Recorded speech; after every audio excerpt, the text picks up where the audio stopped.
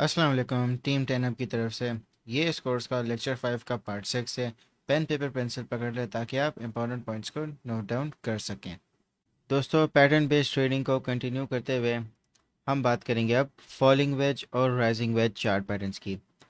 जो falling veg chart pattern होता है वो एक बुलिश पैटर्न होता है अगर ये फॉर्म होता है किसी अप ट्रेंड में, और ये कंटिन्यूएशन पैटर्न होता है। अगर अप ट्रेंड में ये फॉर्म होगा तो अप ट्रेंड मज़ीद कंटिन्यू होगा, और अगर ये डाउन ट्रेंड में फॉर्म होगा तो ये एक रिवर्सल पैटर्न है। यानी कि अगर ये डाउन ट्रेंड में फॉर्म होता है तो जो ट्रेंड है वो रिवर्स हो जाएगा और अप ट्रेंड में कन्वर्ट हो जाएगा।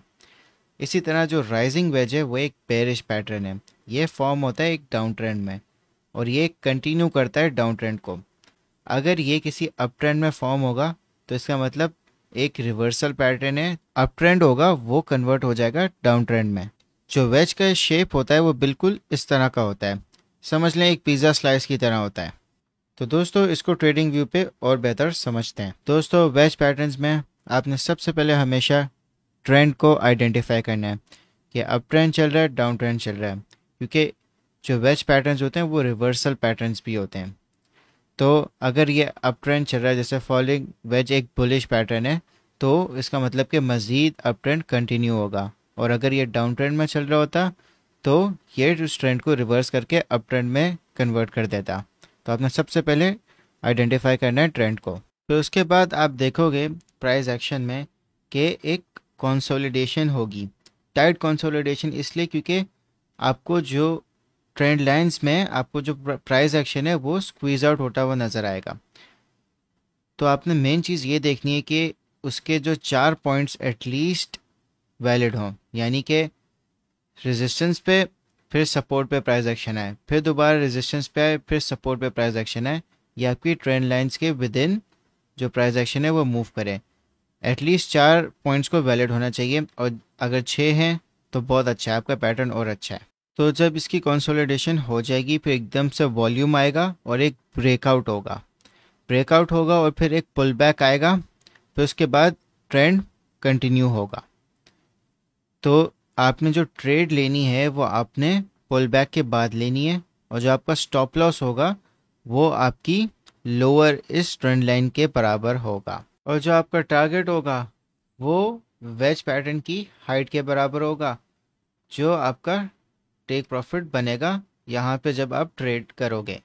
तो आपका टेक प्रॉफिट इस लेवल पे बनेगा। तो आपने हमेशा ट्रेड ब्रेकआउट के बाद करनी है, और पुल बैक जब इसका हो जाए तो यहाँ पे आपने ट्रेड करनी है।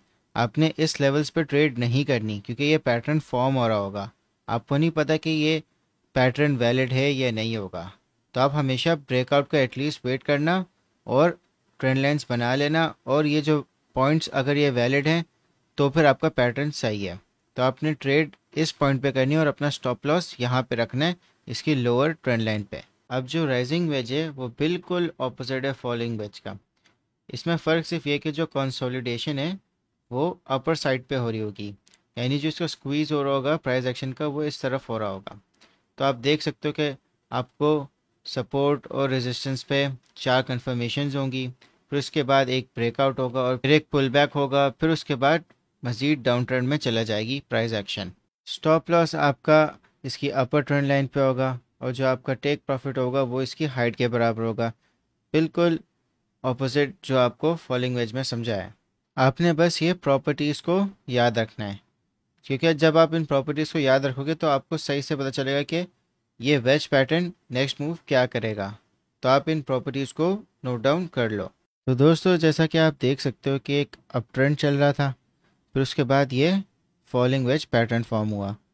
आप इसकी कन्फर्मेशंस देखो कि यहाँ पे इसका फर्स्ट टच हुआ, फिर यहाँ सेकंड टच हुआ, फिर थर्ड टच हुआ, फिर फोर्थ टच हुआ, फिर इसका ब्रेकआउट हो गया, और किस तरह आपके एग्जैक्टली टारगेट से काफ़ी ऊपर ये ट्रेंड कंटिन्यू हुआ।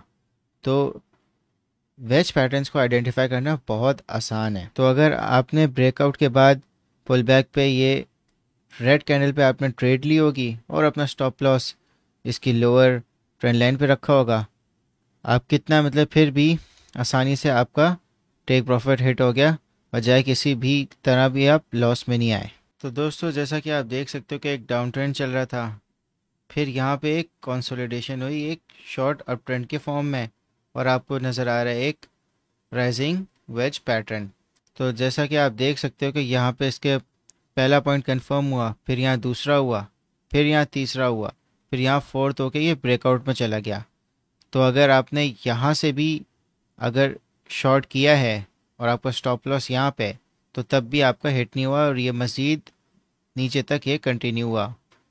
तो आप देख सकते हो कि ये कितना मतलब ऑथेंटिक तरीके से आपको स्टॉप लॉस भी बताता है और आपका टेक प्रॉफिट भी। मगर ट्रेड आपने हमेशा ब्रेकआउट और पॉइंट्स की कंफर्मेशन को देखते हुए करनी है। और क्या आपका सबसे पहला स्टेप यही होना चाहिए कि ट्रेंड क्या था और क्या इसकी वेज पैटर्न की प्रॉपर्टी लग रही है। जैसे एक डाउन ट्रेंड में जो राइजिंग वेज होता है वो मज़ीद डाउन ट्रेंड को कंटिन्यू करता है। तो आप प्रॉपर्टीज़ को याद कर लें।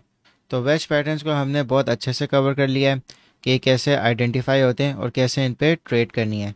तो मैं आपको क्विज दे रहा हूँ, कोई भी चार्ट आप सिलेक्ट करें और उसमें राइजिंग और फॉलिंग वेज दोनों आइडेंटिफाई करें, और फिर आप मुझे रिजल्ट्स बताएं कमेंट सेक्शन में।